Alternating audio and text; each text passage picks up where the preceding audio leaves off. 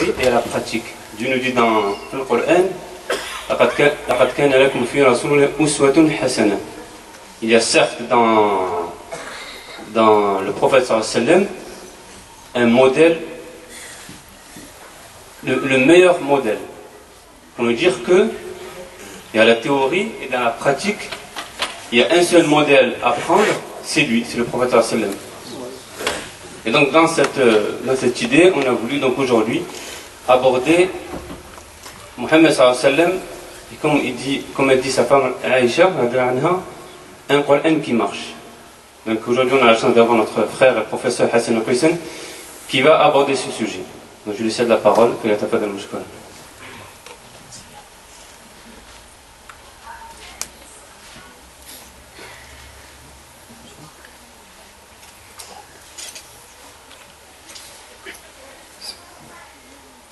Bismillah ar-Rahman ar-Rahim. اللهم صل وسلم وبارك على سيدنا محمد وعلى آله وصحبه أجمعين. السلام عليكم ورحمة الله. فبما رحمة من الله لنت لهم ولو كنت فظا غليظ القلب لانفضوا من حولك. Si Aïcha radiallahu anha, l'épouse du prophète sallallahu alayhi wa sallam, a répondu à la question qui lui a été posée, quel a été le comportement du prophète sallallahu alayhi wa sallam, en ces termes, lisez le Coran et vous verrez que tout ce que Dieu nous demande de faire, le prophète l'a fait. Tout ce que Dieu nous a interdit de faire, le prophète ne l'a pas fait. Le prophète était sans doute, il a été celui qui a pratiqué à la lettre le Coran. C'est pour cela qu'elle l'a décrit comme étant un Coran qui marche, c'est-à-dire le côté pratique du Coran. D'ailleurs, Dieu lui-même dans le Coran dit وَنَزَّلْنَا عَلَيْكَ الْكِتَابَ لِتُبَيِّنَ لِلنَّاسِ مَا نُزِّلَ. Nous t'avons révélé le livre afin que quoi? Afin que tu l'explicites aux gens. C'est-à-dire, le prophète sallallahu alayhi wa sallam se doit d'expliquer à l'humanité toute entière ce que veut dire le Coran à travers l'enseignement, mais aussi à travers son modèle et son exemple. C'est-à-dire, le prophète alayhi salatu wa sallam doit refléter le Coran. N'est-ce pas?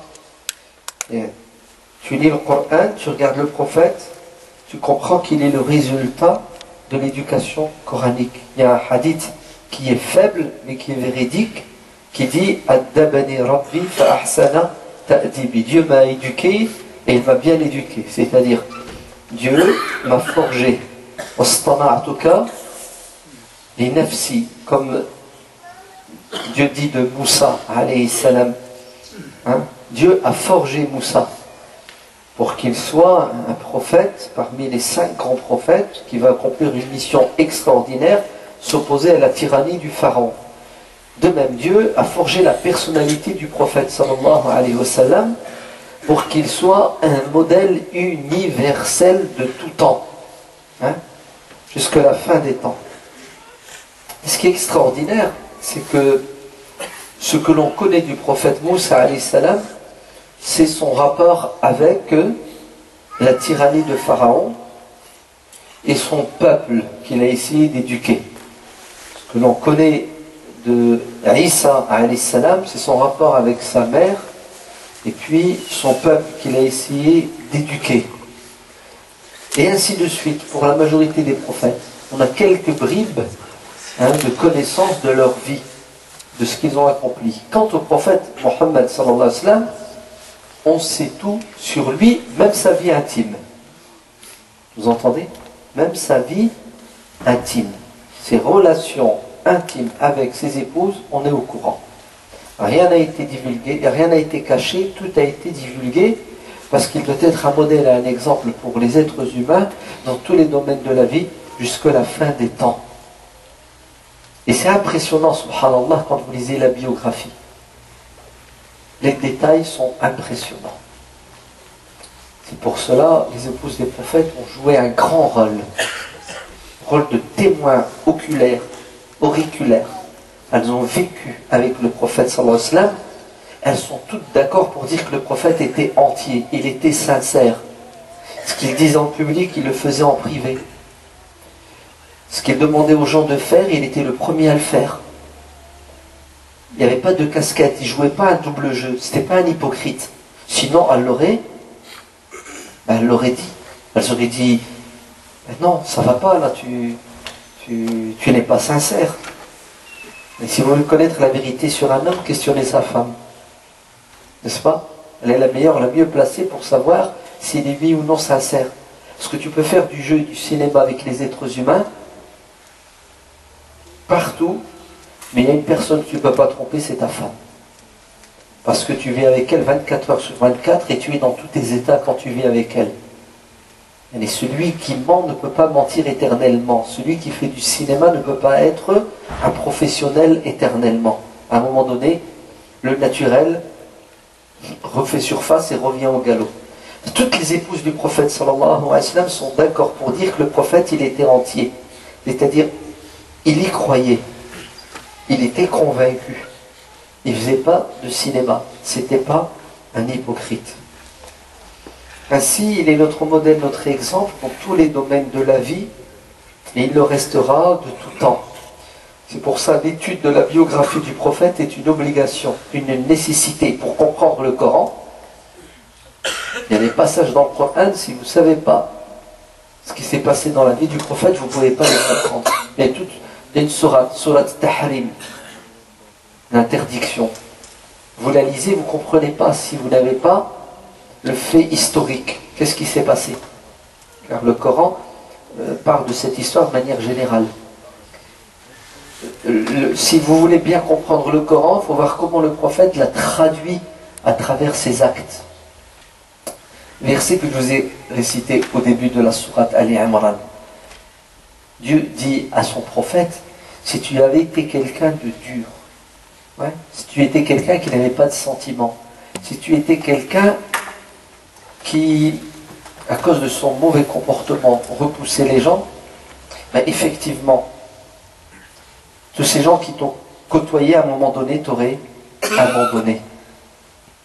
S'il y a bien quelque chose qui caractérise le prophète sallallahu alayhi wa sallam, c'est qu'il avait le meilleur des comportements.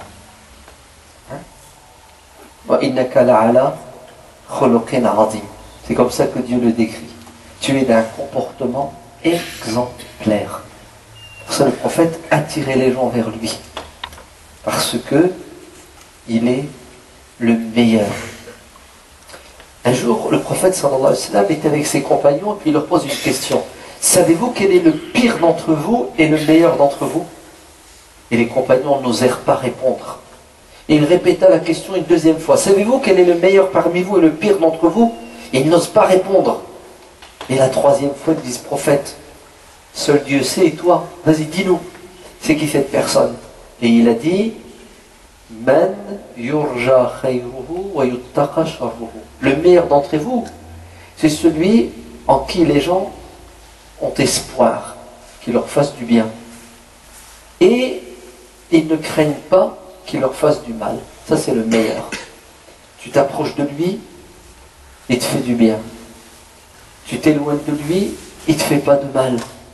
Et le pire d'entre vous, c'est celui que les gens craignent, tellement il est mauvais, tellement il leur fait du mal, et jamais il ne pense à faire du bien aux gens. Et tous les gens, à l'époque, sont d'accord pour dire que le prophète sallallahu alayhi wa sallam ne faisait pas de mal. Bien au contraire. Il ne faisait que du bien. Et ses ennemis qui l'ont combattu, espéraient son bien et ne craignaient pas son mal. À l'année 7 de l'Hégire, il y a une sécheresse à la Mecque, terrible. Elle était tellement terrible que les Mécois, qui le combattent, vous entendez, n'ont plus rien à boire, plus rien à manger. Si bien qu'ils commençaient à voir des mirages. Et quand tu as soif, tu vois de l'eau partout. Et quand ils sont arrivés au maximum de leur capacité de patienter, ils vont mourir, c'est la fin du monde pour eux. À votre avis, qu'est-ce qu'il leur reste comme lueur d'espoir? Il leur reste celui qu'ils combattent, celui à qui ils ont déclaré la guerre, celui qu'ils ont essayé d'assassiner plusieurs fois, sallallahu alayhi wa sallam. Alors, comment vous expliquez ça? C'est pas logique. Ton ennemi, tu ne vas pas frapper à sa porte. Non? D'ailleurs, si tu as un peu de nif, un peu de fierté, tu ne frappes pas à sa porte. Mais Abu Sufyan, hein? Vous savez qui est Abu Sufyan? Celui qui a organisé la bataille de Uhud, qui l'a dirigée. Abu Sufyan qui est à l'origine de la mort de plus de 70 compagnons. À l'origine de la mort de son oncle bien-aimé. Abu Sufyan, vous voyez qui est-ce? C'est Abu Sufyan en personne qui va à Médine et qui demande une entrevue. Et quand il arrive à Médine, il veut rendre visite à sa fille. Parce que la fille d'Abu Sufyan était l'épouse du prophète sallallahu alayhi wa sallam. Elle s'appelle Habiba. Et Habiba, quand son père entre, elle se précipite et retire le tapis sur lequel le prophète s'asseyait, en disant à son père, l'ennemi de Dieu du prophète, je ne t'autorise pas à t'asseoir sur le tapis sur lequel le prophète s'assoit. Et là, son père, il est étonné. Il dit, mais qu'est-ce qu'elle a, ma fille? Quelle mouche l'a piqué? Je suis ton père. Elle dit, certes, tu es mon père, mais tu restes quand même quelqu'un d'injuste. Quelqu'un qui est aveuglé par la haine. Comment tu fais pour détester cet homme, le messager de Dieu? Tu n'as jamais fait de mal. En plus, il est de ta famille. Papa, ouvre tes yeux. D'ailleurs, il vient à Médine pour lui demander du secours pendant la période de Sulh al-Hudaybiyah. Et le prophète sallallahu alayhi wa sallam le reçoit et il supplie le prophète et lui dit, Ya Muhammad, ton peuple, les tiens, les Quraysh, si tu ne les sauves pas, ils sont morts. La vérité, si c'était moi le prophète, sourire jusque-là, bien fait pour vous, ça vous apprendra. On est comme ça, hein. Franchement un petit peu quand même, ouais. Ouais, tu te fais mal à plaisir, ouais, ton ennemi est en train de quoi? Il est en train de courber les chines. Hein, bien fait, c'est ce que vous méritez. Non? Bon, ça c'est nous. On revient au prophète, sallallahu alayhi wa sallam. Alors, il fait quoi le prophète? Il l'envoie bouler. Il lui dit, crève-toi et les tiens. C'est ce qu'il fait. Il dit, il n'y a pas de problème, Abu Sufyan. Je ne vais pas vous laisser dans la misère et la galère.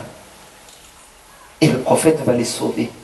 Le prophète va leur donner à boire, il va leur donner à manger, et il va les lever les mains au ciel, prier Dieu pour que la miséricorde les touche, la pluie. Abu Sufyan rentre à la Mecque avec le sourire. C'est puissant ou c'est pas puissant? C'est beau, hein? Vous ne trouvez pas? Vous comprenez ce que veut dire le verset? Si tu étais quelqu'un de méchant, de dur, jamais il ne se serait converti à l'islam. Tu as réussi à les attirer vers Dieu grâce à ta bonté, grâce à ta douceur, grâce à ta capacité de quoi? De passer au-dessus, hein, de ces enfantillages. Hein, pourquoi on se dispute? Je suis libre d'être musulman, vous êtes libre de ne pas l'être. Arrêtons de se taper dessus. Vivons ensemble dans la paix, dans la tolérance, dans l'acceptation et la différence. Et lorsque, moins d'un an plus tard, ils débarquent à la Mecque pour la conquérir parce qu'ils n'ont pas respecté le traité, la trêve de Hudaybiyah, le prophète sallallahu alayhi wa sallam dit à son armée, invincible à ce moment-là, puisqu'elle est 10 fois plus nombreuse que les soldats mécois, c'est ce qu'il leur dit. Il leur dit, on fait tout pour ne pas verser une goutte de sang. On n'est pas venu pour conquérir les corps, mais pour conquérir les cœurs des gens. Ouais. On n'est pas venu pour faire un massacre, mais on est venu pour sauver les gens de leur perdition. Et lorsqu'il remet l'étendard, un des étendards, un bataillon dirigé par Saad ibn Ubada, Saad s'en va, et au moment où il s'en va, pour pénétrer par l'une des portes de la Mecque, il dit Al-Yawm Yawm al-Malhama. Aujourd'hui, c'est le jour de la vengeance. Aujourd'hui, on va se les faire, les Quraysh. Ouais. Il le mérite un peu quand même, ouais. Après 21 ans, en plus ils viennent de trahir. Et ça tombe dans l'oreille d'un musulman qui va vite prévenir le prophète sallallahu alayhi wa sallam en lui disant au messager de Dieu, voilà ce qu'a dit Sa'd ibn Ubada. Et toi, ta politique c'est éviter les fusions de sang, régler les problèmes à l'amiable, et lui, il est dans la posture de la haine et de la vengeance. Le prophète le rappelle à l'ordre, il lui a dit, t'as dit ça? Il lui a dit oui. Il lui retire la direction du bataillon. Vous entendez? Il lui retire le poste qu'il avait, et il le remet à Ali ibn Abi Talib ou à Zubayr, après les versions. Et vous savez ce qu'il dit à Sa'd et aux autres? Al-yawm yawmul marhaba. Aujourd'hui c'est le jour de la miséricorde et du pardon. Et il va prendre la Mecque. Et lorsqu'il finit de prendre la Mecque, il interpelle ces gens qui l'ont renié, avec qui il a vécu pendant 40 ans comme étant the best, the greatest, le meilleur, qu'il montrait du doigt. Il avait une réputation comme étant l'homme de confiance, l'homme de bonté et de gentillesse. Et ils vont le combattre pendant 18 années. Et quand il prend la Mecque, pendant 19 années, quand il prend la Mecque, non, pendant 21, en 2 ans de trêve, quand il prend la Mecque, vous savez ce qu'il leur dit? Qu'est-ce que vous pensez donc que je vais faire de vous? Et à l'unanimité, ils vont dire, on te connaît, t'es quelqu'un de bon. Subhanallah, je suis quelqu'un de bon. Alors pourquoi vous m'avez combattu pendant 19 ans? Pourquoi vous m'avez fait voir la misère pendant 19 années? En fait, les pauvres, ils étaient manipulés. Le peuple est souvent victime de qui? De ces dirigeants qui le manipulent. Al-mala'u. Vous entendez? Là, ils sont là. Ils dirigent, ils manipulent les gens, ils les excitent contre les prophètes parce qu'ils ne veulent pas perdre leurs intérêts. Ils veulent rester au pouvoir éternellement, exploiter les petites gens. Ils n'en avaient pas après le prophète en tant que personne, car ils sont tous d'accord.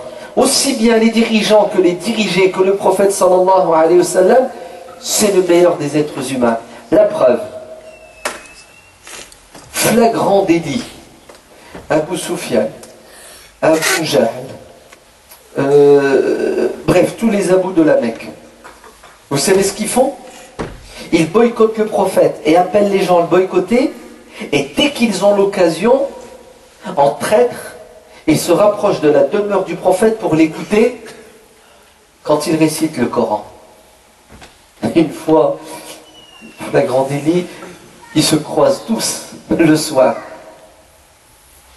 Et ils s'engagent à ne plus recommencer. Alors on ne recommencera plus, d'accord? Parce que si on nous filme, on est mort. Hein, on dit aux gens ne l'écoutez pas, et on l'écoute en cachette. Et c'est plus fort qu'eux. Le lendemain, ils sont revenus en cachette. Subhanallah, c'est puissant, hein? Regardez ce que Dieu dit. فَإِنَّهُمْ لَا يُكَذِّبُونَكَ وَلَكِنَّ الظَّالِمِينَ بِآيَاتِ اللَّهِ يَجْحَدُونَ. Allez, ce n'est pas toi qu'ils remettent en question, en tant qu'individu, en tant que personne. Ils sont tous d'accord que tu es le meilleur. Mais ils ont un problème avec la parole de Dieu, avec la religion de Dieu. Vous entendez? Ils ont un problème avec cette religion qui les remet en question et qui va leur retirer certains privilèges auxquels ils n'ont pas le droit. Abu Sufyan, un jour, il est avec sa femme, Hind bint Utba, avec son fils Muawiyah, et ils sont tous sur leur monture. Au moment de rentrer à la Mecque, ils croisent le prophète sallallahu alayhi wa sallam. Et vous savez ce que fait Abu Sufyan? Il dit à son fils Muawiyah, descends de ta monture, laisse ton cousin monter, et le prophète sallallahu alayhi wa sallam monte, et il rentre en ville, le prophète les quitte, et là Hind intervient pour dire à son mari, t'as fait descendre mon fils pour que cet ennemi monte. Et qu'est-ce que Abu Sufyan lui dit? Il dit à sa femme, non, c'est très bien qu'il est le meilleur, il est bon, et que notre problème avec lui, c'est pas que c'est quelqu'un de mauvais, c'est que c'est la jalousie, la concurrence entre les clans. Tout simplement. Tous les Mécois s'accordent pour dire que le prophète sallallahu alayhi wa sallam, c'était quelqu'un de bon, c'était quelqu'un de juste, c'était quelqu'un qui faisait l'unanimité quant à son savoir-vivre, quant à ses bonnes manière. Si tu avais été dur et difficile, si tu étais quelqu'un de repoussant, personne ne t'aurait suivi. Et ils m'ont tous suivi, tôt ou tard. Certains l'ont suivi tout de suite, d'autres, pour mille et une raisons, ont fini par le rejoindre et se convertir et regretter leur passé dans l'entêtement et la bêtise humaine. Donc une des caractéristiques premières du prophète sallallahu alayhi wa sallam, c'est cet amour qu'il dégageait, cette bonté, cette miséricorde. Envers qui? Envers les non-musulmans. Vous entendez? Envers les non-musulmans. Le prophète sallallahu alayhi wa sallam voulait du bien à l'humanité tout entière. Le prophète sallallahu alayhi wa sallam voulait sauver tous les êtres humains. C'est pour ça que le prophète n'était pas quelqu'un qui dégageait de la haine. Après la bataille de Uhud, après tout ce qu'ils lui ont fait, écoutez bien, le prophète sallallahu alayhi wa sallam dira: Seigneur, pardonne à mon peuple parce qu'ils ne savent pas. Rabbi ighfir li qawmi fa innahum la ya'lamun. Vous avez entendu? Seigneur, pardonne à mon peuple. Allez, ils sont venus, ils lui font la guerre. Ouais, ils ont tué, ils ont attenté à sa vie, ils l'ont blessé. Vous avez vu tout ce qu'il a subi. Et à la fin, qu'est-ce qu'il dit? Seigneur, les pauvres, ils sont victimes, ils ne savent pas. Pardonne-leur. Ils sont victimes du diable, ils sont victimes de leurs dirigeants. C'est fort ou c'est pas fort? Vous avez entendu? Non, on n'a pas très bien compris. Ouais. On a du mal à actualiser la sira du prophète, alayhi salatu wassalam. On a du mal à quoi? À passer du passé au présent. Ouais. Si le prophète était avec nous aujourd'hui, est-ce qu'il serait dans la posture de la réaction, de la haine, de la vengeance envers son peuple? Qui, quand il y a des sondages, 80% des Français non musulmans sont contre construction de mosquées, contre le voile au travail. Vous voyez tous ces pseudo-sondages-là qui sortent. Est-ce que le prophète, il réagirait en disant c'est tous des koffars, islamophobes, qui nous détestent? C'est ça? Il réagirait comme ça, le prophète? Vous savez qu'est-ce qu'il dirait? Seigneur, pardonne-leur, parce qu'ils sont manipulés par qui? Non, BFM. Ouais. Canal+, enquête exclusive. C'est ça? Spécial. Oui, les dirigeants. En fait, les médias sont entre les mains de qui? Les politiques sont entre les mains de ceux qui... Les politiques eux-mêmes sont entre les mains de ceux qui ont le fric. Vous avez compris? Le prophète ne serait jamais tombé dans le piège d'entrer en conflit avec le peuple, les petites gens. Parce qu'il sait que les petites gens sont victimes d'un complot ourdi dans les hautes sphères. Vous vous entendez? Non, il faut des exemples. Quand ils ont décidé de tuer le prophète sallallahu alayhi wa sallam, qu'est-ce qu'elle nous dit, la sira? Elle nous dit qu'ils se sont réunis dans Dar al-Nadwa, à la Mecque, le parlement. Ok, ça va? Ouais. Une loge. Ils se sont réunis. Qui ça? Al-Mala'ou, l'élite, les notables, les dirigeants de la Mecque. On fait quoi avec Mohammed sallallahu alayhi wa sallam? On a tout essayé avec lui. Ok? Et là, il y a des propositions qui sont faites. On le met en prison. Oh non, si on le met en prison, son clan, sa famille va le soutenir et ils vont le sortir de prison. Tiens, on l'expulse. Un aller simple. Si on l'expulse, là où il sera, il va convaincre les gens, ils vont le suivre et il va revenir plus fort. Et il y en a un qui va faire une proposition. Vous savez ce que dit la sira? Elle dit, quelqu'un, ouais, d'une tribu, c'est ça? Du Najd, un vieil homme, sage. La sira dit que cet homme qui est venu conseiller les Quraysh en disant tuez-le, c'était Shaitan. Shaitan. Vous savez c'est qui Shaitan? Vous voyez qui est-ce? Vous vous rendez compte? C'est-à-dire, les Quraysh humains se réunissent, ouais, ils n'ont pas été capables de prendre une idée satanique qui est de tuer le prophète, parce qu'ils avaient quand même... Et Shaitan vient, la goutte d'eau qui fait déborder, tuez-le. Et oui, c'est une vérité historique, et l'histoire ne fait que se répéter. Donc j'aurais même envie de vous dire, sans doute que les dirigeants, les notables, eux-mêmes, à un moment donné, sont victimes de qui? Fattahiduhu adouwan. Le Coran dit, c'est lui votre ennemi.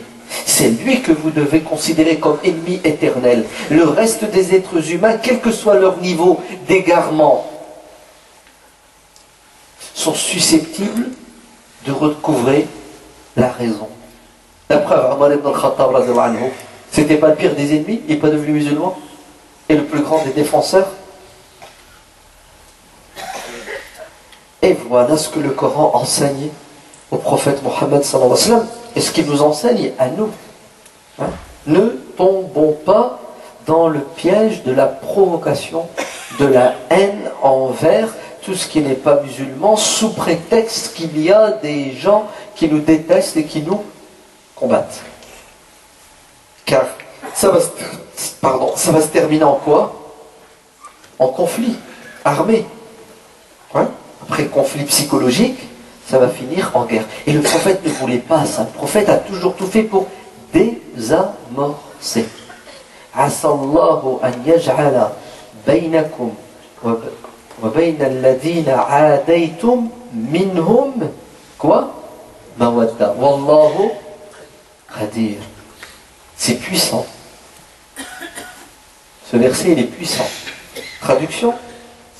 Vous savez qu'est-ce que Dieu veut? Dieu veut que entre vous et ceux qui vous combattent, vos ennemis, Dieu veut qu'entre vous, il y ait quoi? À la place de la haine, de l'animosité, de l'amour et de la fraternité humaine. Le projet divin, c'est de remplacer la guerre par la paix. Donc toi, Mohammed, sallallahu alayhi wa sallam, tu sais ce que tu vas faire? Tu vas tout faire pour essayer de répandre la miséricorde, l'amour et la paix. C'est pour ça, la guerre en islam est une exception, c'est pas la règle. La guerre en islam, d'après l'imam Ibn Taymiyyah, parce qu'il l'a bien résumé, mais sinon tous les savants disent la même chose. La guerre en islam a toujours été défensive. L'imam Ibn Taymiyyah radiyallahu anhu dit dans son épître Qa'idatun fi qitali al-kuffar, une épître de 40 pages au sujet de la relation belliqueuse avec les ennemis. Écoutez bien, qu'est-ce qu'il développe comme thèse? Il dit que le prophète sallallahu alayhi wa sallam n'a jamais fait le premier pas pour faire la guerre. Il a subi la guerre parce que il est la miséricorde. Et la guerre, couler le sang, faire couler le sang, c'est contraire à la miséricorde. Ainsi, le prophète l'a fait à contre-cœur. Kutiba alaykumul qital wa huwa kurhun lakum. Vous faites ça à contre-cœur. Wa qatilul ladina yuqatilunakum. Combattez ceux qui vous combattent. Ce qui sous-entend ceux qui ne vous combattent pas, ne les combattez pas. Wa la ta'tadu. Même quand vous êtes en état de guerre, ne commettez pas d'injustice. Et aujourd'hui, on veut nous faire passer le prophète sallallahu alayhi wa sallam comme étant un prophète belliqueux. C'est ça, qui guerroie matin, midi et soir. Et malheureusement, nos historiens ont péché sans le vouloir. Quand ils vous font la sira, la sira c'est la bataille, la bataille, la bataille, la bataille. Si bien qu'à la fin, vous croyez que toute la vie du prophète a été bataille. Et ça, c'est une erreur de méthodologie d'après qu'ont fait nos historiens. C'est pour ça qu'il y a des historiens modernes aujourd'hui musulmans qui sont en train de réécrire la sira, non plus en mettant comme fil conducteur les récits politiques et belliqueux. C'est pas vrai. Ça, c'est une virgule dans la vie du prophète, sallallahu alayhi wa sallam. L'essentiel dans la vie du prophète, c'est le dialogue, c'est l'échange, c'est le vivre ensemble. Eh oui. Donc, le prophète, sallallahu alayhi wa sallam, Dieu le qualifie dans le Coran comme ayant un comportement exemplaire. C'est ça? Et ce comportement exemplaire commence par cet amour qu'il avait dans le cœur, cette tendresse, cette bonté, cette gentillesse. Avec qui? Avec eux, les non-musulmans, avec ses ennemis. Qu'est-ce que vous pensez alors de quoi? De sa bonté avec les musulmans. Allons-y, avec les musulmans, d'abord les pécheurs, ceux qui désobéissent. Il était comment avec eux? Ah là là, si vous savez comment il était, c'est beau, c'est magnifique. Qui ne connaît pas parmi vous l'histoire du Bédouin qui rentre et qui urine dans la mosquée? Est-ce que le prophète l'a insulté? Est-ce que le prophète l'a agressé? Au contraire, le prophète va condamner certains de ses compagnons qui voulaient l'agresser, en leur disant, vous n'avez rien compris. Si vous agissez de cette manière, en essayant de le freiner, de le brusquer, vous allez le faire fuir. Et votre mission, c'est de faciliter la religion aux gens et non pas de la rendre difficile. C'est d'être souple, tolérant, ouvert, large d'esprit pour attirer les gens dans la religion et non pas intransigeant pour les faire fuir. Laissez-le finir. Et une fois qu'il a fini, le prophète l'interpelle et il devient, et il a toujours été un enseignant plein d'amour et de miséricorde. Et il dit à ses compagnons, allez nettoyer maintenant ce qu'il a fait. C'est puissant ou c'est pas puissant? Muawiyah ibn al-Hakam, il entre dans la mosquée. Allahu Akbar, il commence sa prière. Il y a quelqu'un qui éternue. Vous savez ce que fait Muawiyah? À tes souhaits, yarhamukallah.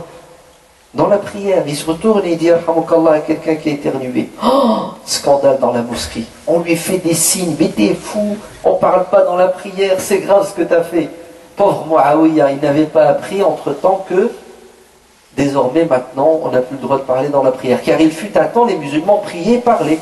Prier, faisaient des choses en même temps. Mais ça a été, tu sais, la prière a été imposée de manière progressive. Ouais. Donc il ne savait pas. Quand il a été rappelé à l'ordre de cette manière violente, il les regarde et dit, et alors, qu'est-ce que j'ai fait de mal? Tu sais, on rajoute, mskin. Ouais. Et à nouveau, il lui dit, scandale. Et quand il termina la prière, le prophète sallallahu alayhi wa sallam l'interpella. Et le prophète va lui enseigner. Il lui dit à Muawiyah, tu sais, la prière, il faut être concentré, il ne faut pas parler. Il lui enseigne. Ok, merci prophète, je ne savais pas. Très bien. La prière obligatoire arrive. Le prophète sallallahu alayhi wa sallam dirige la prière. Quand le prophète se redresse de la génuflexion, il dit Sami'a Allahu liman hamidah. Et qu'est-ce que dit Muawiyah derrière? Rabbana wa lakal hamd. Il dit Seigneur, pardonne-moi et pardonne à Mohammed et à personne d'autre surtout. Ouais. C'est qui personne d'autre? C'est tous ceux qui l'ont dégommé il y a 5 minutes. Eh oui. Le prophète termine sa prière, et il se retourne, et à nouveau, qu'est-ce qu'il va faire? Et il va corriger Muawiyah avec douceur et amour. On lui disait à Muawiyah, tu as voulu réduire quelque chose qui est large. La miséricorde de Dieu peut très bien les englober. Ouais. Mais comprenez Muawiyah, parce qu'ils lui ont fait mal. C'est ça, ils l'ont haché, mais ils l'ont payé la honte. Donc il est encore sous les émotions, mais le prophète va lui dire non, que Dieu te fasse miséricorde, qu'il me fasse miséricorde, et qu'il fasse même miséricorde à ces personnes qui n'ont pas su te corriger. C'est beau, c'est pas beau? Il y a un homme qui vient et qui dit, prophète, j'ai fait un truc terrible. C'est le ramadan, j'ai couché avec ma femme. Ah, effectivement, là c'est chaud. Ouais, là c'est chaud. Le prophète lui dit, ben, libère un esclave. Il dit, j'ai rien. Je suis pauvre, j'ai pas d'argent. On tu sais ce que tu vas faire, tu vas jeûner 2 mois. Dit prophète, 1 mois j'ai pas tenu, t'as bien vu, j'ai couché avec elle. Si tu mets 2 mois, wallah, je tiendrai pas. Ouais. Oh punaise, je fais quoi? Tu vas nourrir combien? 60 pauvres. Et dit prophète, wallah, plus pauvre que moi à nourrir, il n'y a pas. Regardez. Subhanallah, vous vous rendez compte? Comment le prophète patiente avec lui, comment le prophète lui trouve des solutions à la lumière du Coran. Et lui, vous voyez comment le prophète n'était pas quelqu'un qui terrorisait les gens? Ouais. C'est un fin pédagogue qui tient compte de quoi? De la situation et du niveau de chacun. Et à la fin, le prophète lui dit, bah écoute, attends, on verra ce qu'on peut faire. Et alhamdulillah, il y a quelqu'un qui vient faire une aumône. Les gens ramenaient au prophète ce qu'ils voulaient donner, et le prophète distribuait. Alors on lui ramène quelques kilos de dattes. Et le prophète interpelle notre compagnon. Il lui dit, tiens, prends ces dattes et va les distribuer à des pauvres pour racheter ta faute. Il dit, prophète, oh non, non, non, plus pauvre que moi, il n'y a pas. Il dit, bon, prends ces dattes, va les manger toi, ta femme et tes enfants. Non, vous vous rendez compte? C'est-à-dire, il est couché avec sa femme la journée pendant le ramadan, ouais, et il revient avec des kilos de dattes gratuites pour les manger. Où vous allez trouver plus doux, plus miséricordieux? Ouais. Ah non, on est d'une intransigeance. En fait, vous savez ce que veut dire le prophète alayhi salam ici? Il faut tenir compte, ouais. Il faut s'adapter aux personnes, à leur niveau. Et puis, le but, vous savez, des sentences dans le Coran, c'est de dissuader les gens. Vous entendez? Leur faire peur pour qu'ils ne désobéissent pas à Dieu. Maintenant, on a fait l'inverse. Maintenant, on prend ce qu'il y a dans le Coran et dans la Sunna pour détruire, casser, massacrer les gens. Vous voyez ce que je veux dire? Ouais. Les versets ou les hadiths ont pour objectif d'éduquer les gens afin qu'ils obéissent à Dieu et ne le désobéissent pas. Non pas pour objectif de les condamner ou de les traumatiser. Vous allez voir, Maïs, qui ne connaît pas le hadith de Maïs, prophète, j'ai trompé ma femme. Oui, ok, va-t'en. Demande à Dieu le pardon. Il est marié. Il a commis ce qu'on appelle l'adultère. Il connaît la loi. Vous entendez, hein? Et le prophète, il la connaît ou il ne la connaît pas, la loi? Il lui dit quoi? Il lui dit, va demander à Dieu le pardon. C'est incroyable. Ya Rasulallah, mais il ne doit pas subir une punition? Pas besoin de 4 témoins, il reconnaît.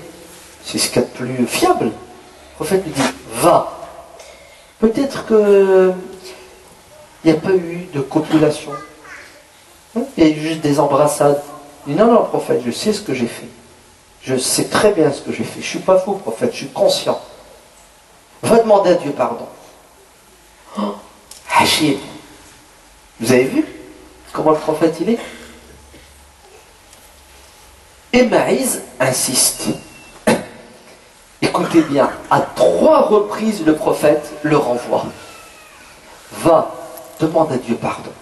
Affaire classée. C'est pas la fin du monde. Non, prophète. Maïs insiste. Je veux que tu appliques sur moi la loi de Dieu. Le prophète lui dit, va-t'en.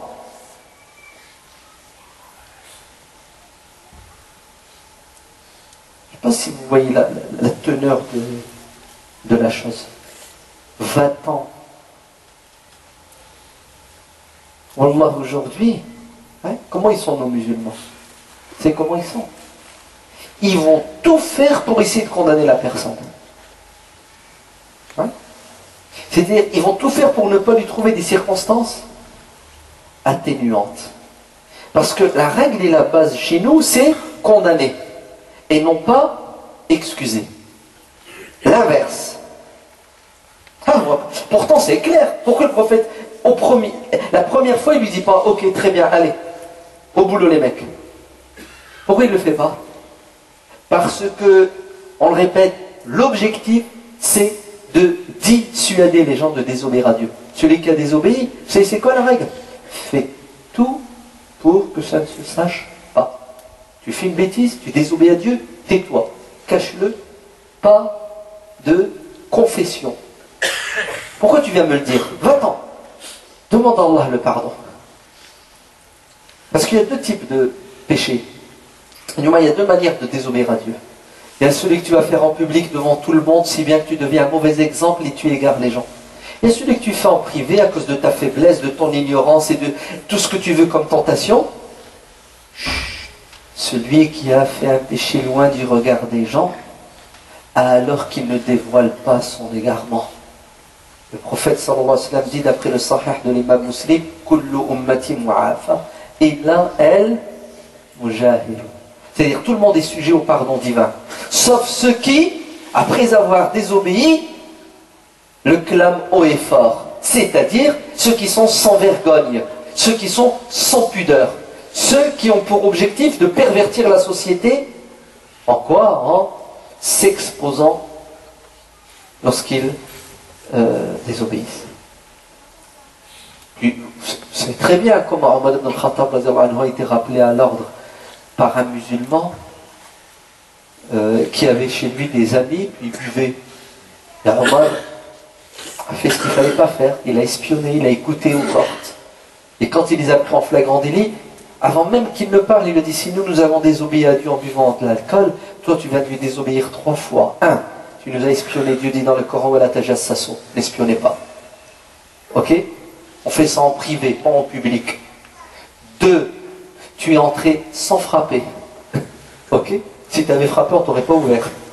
Et 3, tu es entré par la porte de derrière et Dieu dit entrer par la porte de devant. Vous savez qu'est-ce qu'a fait Omar? Il fait demi-tour, il est parti. Oui. 3 à 1, ça s'appelle. Oui, c'est fort, c'est beau, c'est puissant. À la fin, à cause de Maïs, pas à cause du prophète. Parce que Maïs réclame, il dit, je préfère être puni sur terre que dans l'au-delà. Et en vérité, Dieu n'allait pas le punir, il suffisait qu'il lui demande pardon et Dieu lui aurait pardonné. Mais que voulez-vous, c'est comme ça, Maïs en a décidé ainsi. Que cette volonté soit faite, ben écoutez, les compagnons viennent et disent, prophète, tu sais, quand on a commencé à appliquer sur lui la sentence, il s'est sauvé. Le prophète a dit, mais il fallait le laisser. Non, on l'a rattrapé, prophète. Il dit, mais vous êtes fou. Jusqu'au bout, hein. Vous vous rendez compte? Jusqu'au bout. Sallallahu alayhi wa sallam. Une autre fois, il y a un compagnon, il commet un péché. Et il parle aux notables de sa tribu, et il dit, j'ai fait une connerie terrible. Je crois qu'il, lui aussi, pendant le ramadan, il a couché avec sa femme. C'est même Mouariban. Et il leur dit, je vais aller dire au prophète. Il lui dit, surtout pas. Si tu vas le voir, tu vas nous payer la honte. Tu t'imagines, toi? Ouais, notre tribu, elle va dans le journal, aux 20h, un tel de telle tribu. Ouais, ne le fais pas. Vous savez ce qu'il a fait? Il a quand même insisté. Il est allé voir le prophète, sallallahu alayhi wa sallam. Et comment ça va se terminer? Écoutez bien, ça va se terminer, bon, on donne à manger, j'ai pas. Et à la fin, le prophète lui dit, très bien, ben, puisque tu as fait un péché, et qu'il y a une expiation, et que tu n'as pas les moyens, ouais, tu vas retourner dans ton peuple, ta tribu, et tu vas ramasser la zaka, et tu vas la prendre pour toi. Le sahabi retourne, et vous savez ce qu'il dit? Il dit, vous m'avez déconseillé, dissuadé d'aller le voir. Je suis allé le voir, et je suis revenu avec une bonne nouvelle. Vous allez tous me donner votre zaka, et ça sera pour moi. Victoire. Le pardon plus le jackpot. Il n'est pas puissant, notre prophète, sallallahu alayhi wa sallam. Il est beau, il n'est pas beau. Ah, il est trop fort. Hein. C'est ça la sunna du prophète, sallallahu alayhi wa sallam. Vous avez compris? La sunna du prophète, c'est ça. Ça, c'est avec les musulmans qui font des erreurs. Allons-y. Regardez des musulmans qui se trompent. Des musulmanes qui se trompent. Sa femme Aïcha, radiallahu anha, un jour prise de bec avec le prophète. Ça arrive dans les couples, non? Très bien. Abu Bakr entre. Le prophète dit, oh, super, viens Abu Bakr. J'ai un petit différend avec ta fille, tu vas servir de médiateur. Tu m'écoutes, tu l'écoutes, et tu donnes raison à qui? De droit. Ouais? Oui, prophète. Sautant. Et Aïcha radiallahu anha dit au prophète sallallahu alayhi wa sallam, vas-y, parle le premier, mais dis la vérité. Attention, hein. Waouh! Parce que le prophète ment. Parce que le prophète, il peut mentir. Le prophète, il peut la faire à l'envers. Non? Pour les littéralistes, c'est du kufr. Non? Ouais. C'est grave. Allez, Aïcha pense que le prophète. Mais non, on l'a pas dit dans ce sens. C'est pas ça son intention, là, dit comme. Pourquoi vous prenez tout à la lettre? Vous savez comment on est, subhanallah. Et là, Abu Bakr va réagir parce qu'il considère que sa fille a manqué de respect au messager de Dieu, sallallahu alayhi wa sallam. Et le prophète, c'est ce qu'il va faire, il va intervenir. Laisse-la. Et d'ailleurs, c'est ce qu'elle a fait. Elle s'est réfugiée dans les bras du prophète alayhi salam pour qu'il la protège. De qui? De son père. Et effectivement, le prophète va dire à Abu Bakr, je t'ai ramené pour que tu nous réconcilies, pas pour que tu la... Va, laisse-nous tranquille. Oui, on va faire la paix entre nous deux. Et une autre fois, quand il les retrouvera avec le sourire, il dira, prophète, vous m'avez fait participer à votre conflit, faites-moi participer à votre paix. Ouais. Vous avez vu comment le prophète, il a réagi? Il ne s'est pas pris le bec avec sa femme parce qu'elle lui a dit ne mens pas. Il sait très bien qu'elle est sous l'effet de la colère, sous l'effet de la passion. Vous avez vu l'ouverture d'esprit? Combien de conflits on peut éviter si on avait un cœur comme le prophète alayhi salatu wassalam? En fait, si on était de bons psychologues comme le prophète sallallahu alayhi wa sallam. Une autre fois, le prophète sort de chez lui, il revient, il veut rentrer. C'était la nuit de Maïmouna, une de ses épouses. Il veut ouvrir la porte est fermée. Maïmouna, c'est moi, ouvre-moi. Non, tu ne rentreras pas. Oh, Allahu Akbar. Le messager de Dieu se retrouve dehors. C'est pourquoi? Parce que Maïmouna est en colère. Parce qu'elle est sortie de chez elle la nuit. Tout de suite, elle s'est dit, c'est ma nuit, il doit rester avec moi, il est sans doute parti voir une autre de ses femmes. La jalousie, c'est de bonne guerre, c'est normal. Hein? Ben, le prophète va la supplier pour qu'elle lui ouvre la porte. Il n'a pas appelé les flics, il n'a pas défoncé la porte, il lui a pas dit ouvre sinon je te tue. Mais le prophète comprend, il sait ce qu'elle a, qu'est-ce qu'elle a. C'est puissant ou c'est pas puissant? Une fois, il était avec une de ses épouses et une autre épouse lui envoie un plat. Et ça? Ah là, il ne faut pas faire ça. Aïcha, elle a pété les plombs. Elle a cassé l'assiette et elle a mis par terre tout ce qu'il y avait dans l'assiette.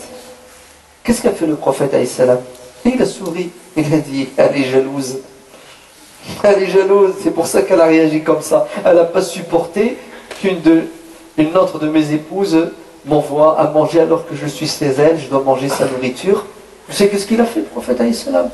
Il a dit, tu vas assumer, tu vas payer. Tu as cassé l'assiette de ta voisine, tu lui rends une assiette. Vous avez vu comment le prophète était bon, il était doux, il savait comprendre ce qui se passe dans la tête de l'autre, il savait régler les problèmes avec douceur. C'est beau ou c'est pas beau? Ça s'appelle la sunna du prophète. On a dit à Aïcha, comment était le prophète chez lui? Et ben, il est comme tous les hommes, il bosse à la maison. Il bosse. Il balaye, il couche ses vêtements, il range, il s'occupe des enfants. Il est actif. Dans la maison, il est présent. Il est vivant. Il met de l'ambiance dans la maison. C'est pas un spectateur, consommateur, allongé dans le salé avec la télécommande dans les mains, qui oublie qu'il est responsable d'une femme, d'une famille et qui participe pas.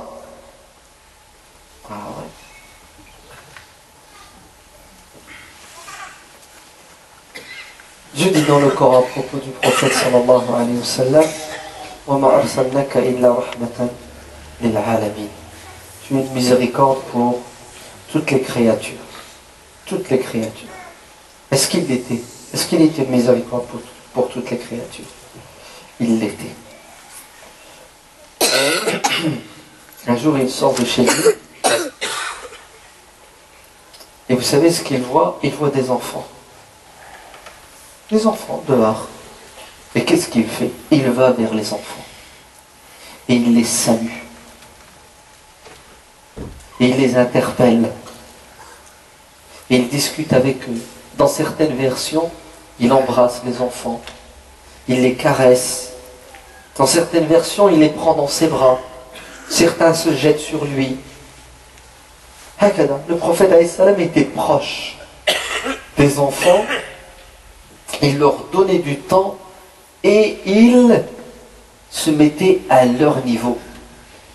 C'était pas quelqu'un, quand les enfants le voyaient, il se sauvait. Au contraire, quand il revenait d'un voyage, les enfants couraient à sa rencontre. Et qu'est-ce que faisait le prophète alayhi salam? Je vous rappelle que c'est le chef de l'État. Ouais. Et il prenait les enfants, et il les faisait monter sur sa monture. Et on mettait un devant, et on mettait un derrière. Et même lorsqu'il était dans la mosquée, lorsqu'il était en train de faire la prière, ben, ils n'étaient pas portés des enfants alors qu'il accomplait la prière. Il laissait les enfants monter sur son dos pendant la prière. En pleine Jumu'ah, il interrompt sa Jumu'ah pour prendre un enfant, l'embrasser devant tout le monde. Il était d'une bonté, d'une douceur avec les enfants. Mahmoud ibn Rabi'a, radiyallahu anhu. Écoutez bien, dans le Sahih de l'imam Bukhari, ce hadith, c'est le hadith comment dire, et tous ceux qui nous ont rapporté des faits, des événements et des paroles du prophète étaient des adultes ou des enfants.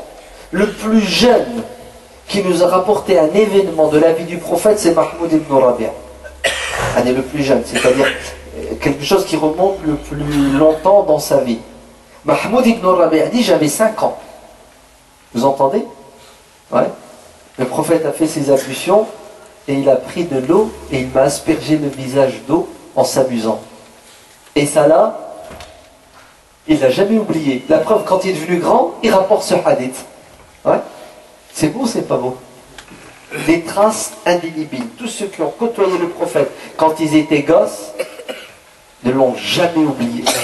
Pourquoi? Parce que le prophète sallallahu alayhi wa sallam, comme dit Anas, il n'a jamais frappé un enfant. Il n'a jamais été violent, verbalement, psychologiquement, physiquement.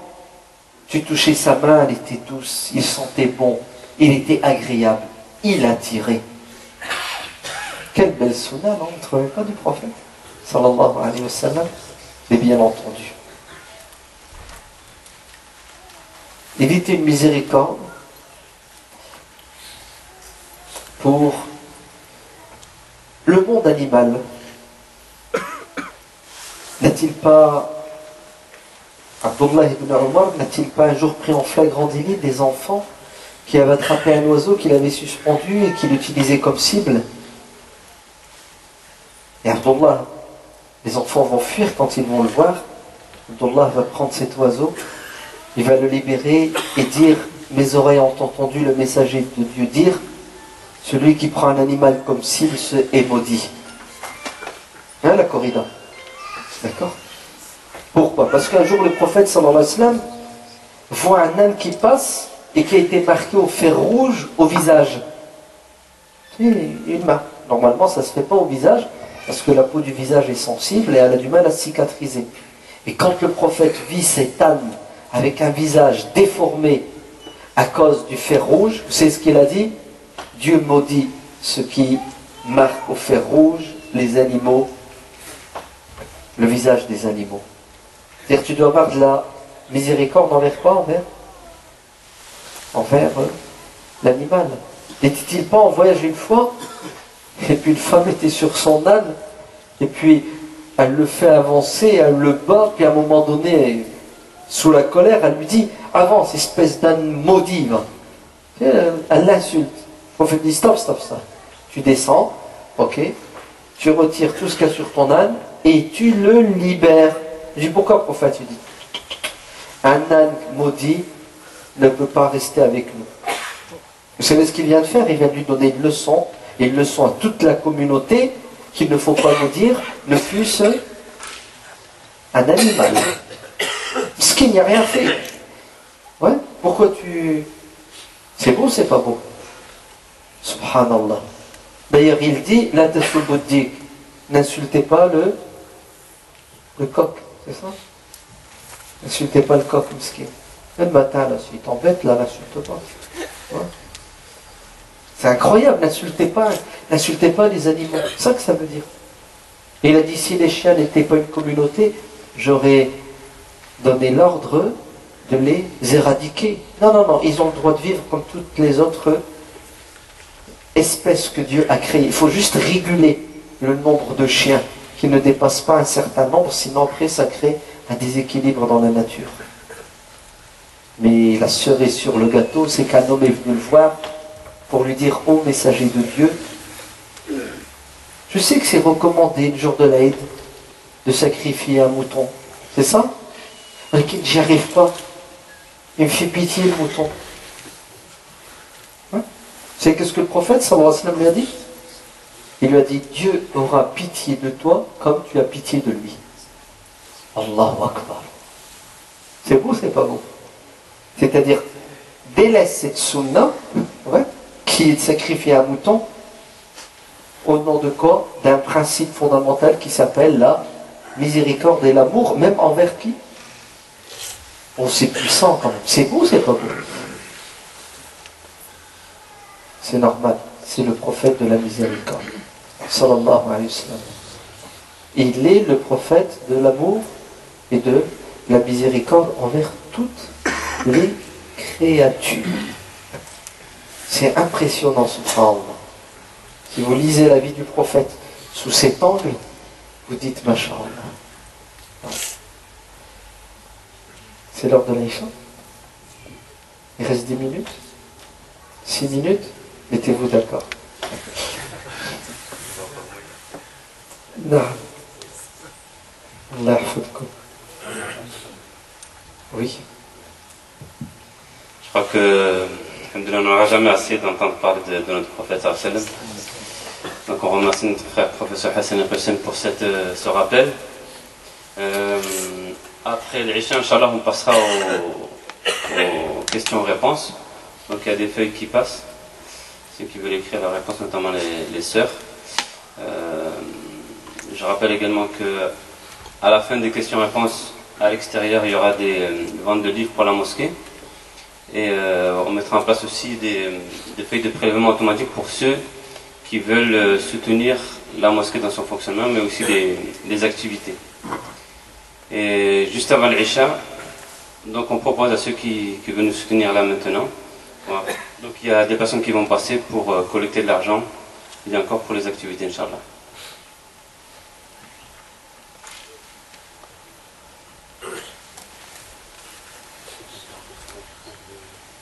L'importance de quoi? De donner un coup de main. Il vaut mieux pas que je parle parce que après je m'emporte et je m'oublie. Et là, wallah, ce qui est sûr et certain, c'est qu'il n'y a rien de gratuit sur terre. Ouais. Dieu ne cesse de le dire dans le Coran. Ouais. Donnez une partie de ce que je vous ai donné. Ouais. Et si le prophète sallallahu alayhi wa sallam a réussi à faire ce qu'il a fait, c'est grâce à des gens comme Abu Bakr. Le prophète sallallahu alayhi wa sallam a dit un jour, fermez toutes les portes qui mènent à la mosquée, sauf celle d'Abu Bakr. La mosquée, les maisons des compagnons, de certains compagnons, étaient contiguës à la mosquée. Ainsi le sahabi, quand il sortait de chez lui, il entrait direct dans la mosquée. Le prophète a dit, condamnez toutes les portes. Laissez la porte d'Abu Bakr, ne la fermez pas. Vous savez pourquoi? Parce qu'Abu Bakr avait un statut particulier. Lequel de statut? Le prophète sallallahu alayhi wa sallam a dit, s'il y a bien quelqu'un qui m'a été utile en tant que personne, mais aussi en tant que banquier, ouais, tout son argent, Abu Bakr, il l'a dépensé pour la cause de l'islam. Sans Abu Bakr, le prophète sallallahu alayhi wa sallam n'aurait pas pu faire ce qu'il a fait. Sans l'argent d'Abu Bakr, la générosité, le sacrifice d'Abu Bakr. C'est lui, Dieu, qui t'a secouru directement, en te donnant la force spirituelle, psychologique, intellectuelle. Mais Dieu t'a secouru aussi par le biais, l'intermédiaire des croyants qui se sont sacrifiés pour la cause, tels Abu Bakr, Uthman et beaucoup d'autres. L'argent, c'est le nerf de la guerre. La preuve, lisez le Coran. Vous allez voir que Dieu nous demande beaucoup plus de faire l'effort financier que l'effort physique. وَجَاهِدُوا بِأَمْوَالِكُمْ وَأَنفُسِكُمْ. Allez, la plupart du temps, Dieu nous dit faites l'effort financier et faites l'effort physique. Car l'effort financier est accessible, puisqu'on est capable de donner 1 euro. Et 1 euro fois 1000, ça fait 1000 euros.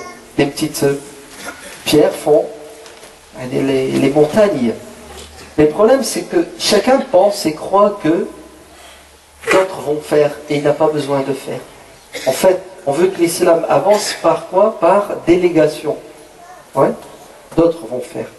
Et ce n'est pas à moi de faire. Et ça, c'est une erreur.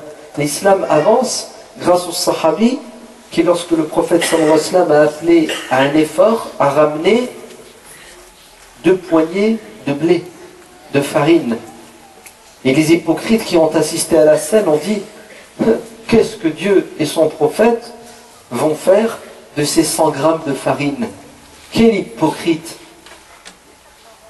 Celui qui donne des milliers d'euros, c'est un hypocrite d'après eux qui veut se montrer. Celui qui donne 10 centimes d'euros, ça ne sert à rien, il est nul. Et en vérité, l'islam a avancé grâce à Uthman qui a donné des millions d'euros et au dernier compagnon qui a donné 10 centimes d'euros. C'est comme ça que notre religion avance. Et wallah, nos mosquées ne peuvent avancer et être performantes que si et seulement s'il y a un effort collectif. C'est pour ça il faudrait arrêter les collectes. Ouais. Il faut les arrêter. C'est pas logique et c'est pas normal. Ouais. Que les responsables des mosquées appellent sans arrêt. On a besoin d'argent pour ceci, pour cela. C'est pas logique. Vous savez ce qu'il faut faire? Il faut faire un prélèvement automatique. Ouais. Vous fréquentez cette mosquée?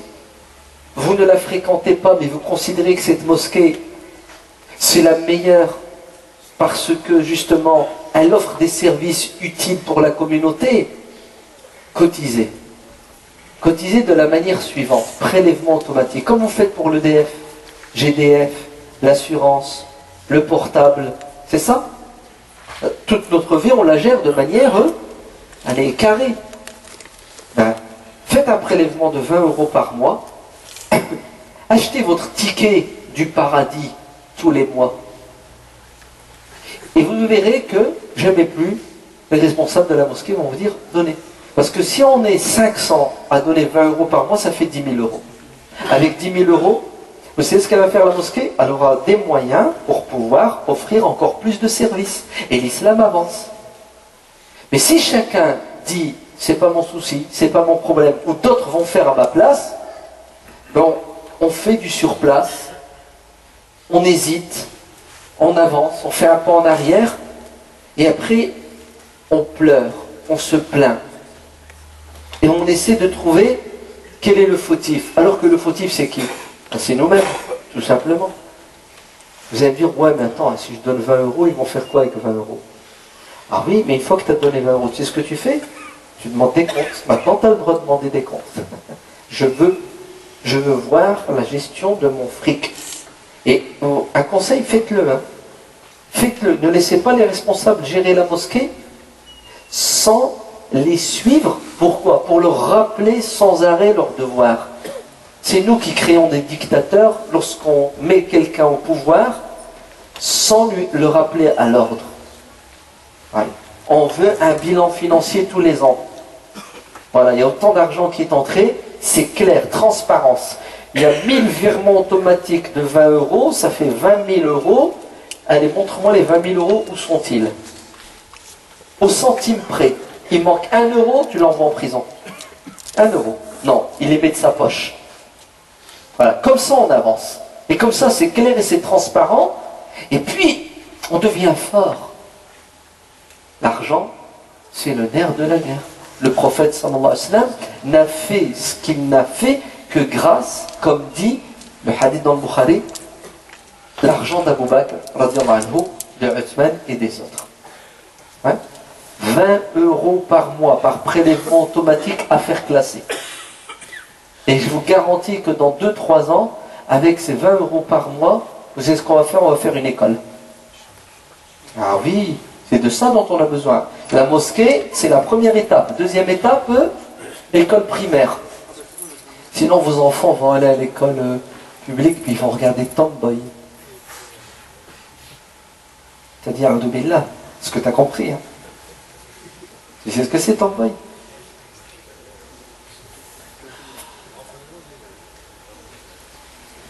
Arsène, t'es trop fort. Ouais. Vous voyez le frère? Il a dit Tomboy, c'est l'homosexualité. Ouais, c'est un petit film qui passe à vos enfants à l'école. Interdit dans d'autres pays européens aux enfants moins de 10 ans. Vous avez entendu? C'est une petite fille qui veut devenir un garçon. C'est ça l'histoire du film que vos enfants vont apprécier. Astaghfirullah. Astaghfirullah. Ça sert à rien de le dire Astaghfirullah, c'est fait. Ton gosse l'a vu, et s'il ne l'a pas vu, il va bientôt le voir. Vous entendez? Ton gosse, il va à l'école, et on va lui montrer comment faire si c'est un garçon pour devenir une fille, si c'est une fille, comment faire pour devenir un garçon. C'est choquant ou c'est pas choquant? Non, c'est écœurant. Vous entendez? C'est écœurant. Ça s'appelle la théorie du genre. C'est ce que nous a pondu notre nouvelle réforme de l'éducation nationale. Les gosses, ils savent ni lire ni écrire. Et le problème, c'est quoi? C'est le sexisme à l'école. C'est-à-dire, il n'y a pas de différence entre un garçon et une fille. D'ailleurs, le sexe, il n'est pas naturel. C'est nous qui déterminons le sexe de nos enfants. On dit à une fille, t'es une fille, et on le met dans la tête, on lui fait du bourrage de crâne, ouais, on lui achète des poupées, on lui met du rose, on lui dit, t'es une fille. Et le garçon skin, on le torture, on le traumatise en lui disant, t'es un garçon. Et comme notre société veut libérer tous les êtres humains, et en particulier les enfants, les droits des enfants obligent, vous n'avez plus le droit de dire à vos enfants, t'es un garçon, t'es une fille. Vous êtes, je sais pas quoi, un genre, un truc, un machin. Ouais, un genre, ok? Et votre sexe, vous le choisirez plus tard, quand vous serez vacciné et majeur, comme votre religion. Vous entendez? Ce que je vous dis, c'est ça, hein, la théorie du genre. Et bien sûr, je vais vous préparer, moi, éducation nationale. Au lieu de vous apprendre les maths et le français, je vais vous apprendre à changer de sexe. Vous savez ce que ça veut dire? Écoutez bien. Dieu dans le Coran dit Walaysa zakaru kal unsa. Notre ministre nous dit Ad-dakaru mithla al-unta. Un mâle égale une femelle égale un mâle. Deuxièmement, il y en a un dans le Coran qui dit Wala yughayyirunna khalqallah. Eh ben, ils sont en train de vous préparer Tahrir khalqallah. C'est-à-dire, le plan du diable, c'est quoi? C'est de transformer la nature humaine. Vous entendez? Intervenir sur ce qui est le propre de l'être humain, ce qui le distingue et le différencie. Ce n'est pas de la fabulation, j'ai pas fumé, j'ai pas bu à part de l'eau. C'est écrit noir sur blanc et c'est déjà mis en pratique. Alors, vous faites quoi maintenant? Astaghfirullah. C'est ça? Continuez à dire Astaghfirullah, vous allez voir. Arrivé à un moment, vous savez ce que vous allez dire? Quand votre gosse va rentrer et vous dire je suis une fille, alors qu'il a des moustaches et une barbe, vous savez ce que vous allez faire? Vous n'allez pas dire Astaghfirullah. Parce que vous n'aurez pas la force de dire Astaghfirullah, vous allez avoir un AVC. Mon cerveau, il va exploser. Ou le cœur va s'arrêter. Infarctus du myocarde. Vous allez devenir fou. Et c'est pas de la science-fiction. C'est de la réalité aujourd'hui. Tomboy. À l'école pour nos enfants. Réveillez-vous. La solution, prélèvement automatique. 20 €, comme ça, dans 1 an et demi, 2 ans, vous entendez, hein? C'est pas tu donnes 20 € puis tu rentres chez toi et tu dors, tu regardes la télé. Non, non, non. 20 € et vous demandez une assemblée générale dans 2 mois, dans 6 mois, et vous dites au responsable de la mosquée, on veut une école primaire. Nous, on donne l'argent, on n'a pas le temps de bosser. Vous, débrouillez-vous, pondez-nous un projet qui s'appelle une école primaire pour sauver nos enfants de la catastrophe. Sinon, adieu nos enfants. Barakallahu fik.